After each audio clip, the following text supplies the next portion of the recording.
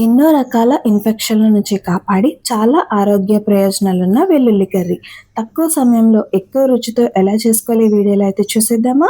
ముందుగా నా YouTube family members అందరికీ నమస్తే. అందరూ ఎలా ఉన్నారండి? Welcome back to our mom with Yashu cooking world channel. ఎక్కడ స్కిప్ చేయకుండా ఎండ్ వరకు చూసేయండి. ముందుగా స్టవ్ ఆన్ చేసుకుని ఒక పాన్ అయితే పెట్టుకున్నాను. దీంట్లో కర్రీకి తగ్గట్టుగా ఆయిల్ అయితే వేసుకున్నాను. ఈ ఆయిల్ అనేది కొంచెం హీట్ అయిన తర్వాత 2 రెమ్మల వరకు కరివేపాకు, అలానే 4 వరకు పచ్చిమిర్చిని చీరుకుని అయితే వేసుకున్నాను. దీంట్లోకి 2 చిన్న సైజు ఉల్లిపాయల్ని చిన్న ముక్కలుగా కట్ చేసుకుని వేసుకుని 1 నిమిషం పాటు వేయించుకోవాలి.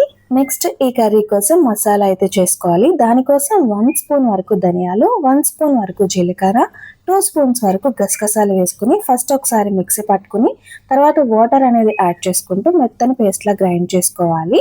ఈ లోపుగా మనం మగ్గించుకుంటున్న ఆనియన్ అనేది మంచి కలర్ అయితే చేంజ్ అయిపోయింది కదా. మరొక నిమిషం పాటు వేయించుకున్న తర్వాత మనం మిక్సీ పట్టుకున్న మసాలా పేస్ట్ ఏదైతే ఉందో దాన్ని దీంట్లోకి యాడ్ చేసుకుని మసాలా నుంచి పచ్చివాసన పోయేంత వరకు వేయించుకోవాలి. అప్పుడే ఈ కర్రీకి టేస్ట్ అనేది బాగుంటుందండి. చూసారు కదా, మొత్తం వేగిపోయి ఆయిల్ అనేది పైకి తేలుతుంది కదా. ఇప్పుడు దీంట్లోకి ఒలిచి పెట్టుకున్న వెల్లుల్లి రెమ్మలను అయితే వేసుకోవాలి.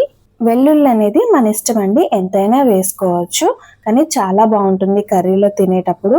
పొట్టు తీసేసుకుని అయితే యాడ్ చేసుకుని మరొక నిమిషం పాటు వేయించుకుంటూ ఉండాలి. ఇప్పుడు దీంట్లోకి కర్రీకి తగ్గట్టుగా కారం, పసుపు, సాల్ట్ అనేది వేసుకుని మరొక నిమిషం పాటు వేయించుకున్నాను. ఎందుకంటే కారం నుంచి పచ్చి స్మెల్ అనేది వస్తుంది. సో అది పోయేంత వరకు ఫ్రై చేసుకుంటే కర్రీ టేస్ట్ అనేది చాలా బాగుంటుంది. ఎప్పుడైనా ట్రై చేయకపోతే ఒకసారి ట్రై చేయండి. సో ఇప్పుడు దీంట్లోకి నేను కొద్దిగా వాటర్ అనేది యాడ్ చేసుకుని మూత పెట్టుకుని ఉడికించుకుంటున్నాను.